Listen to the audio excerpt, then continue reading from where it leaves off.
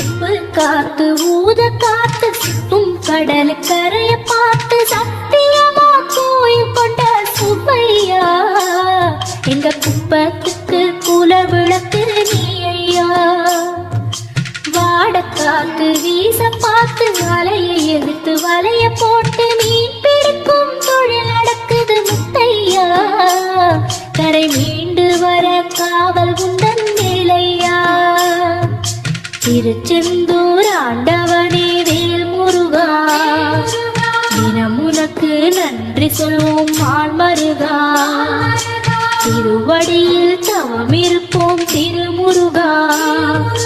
தீப்பெழுது நலமெனவே வடிவழகா.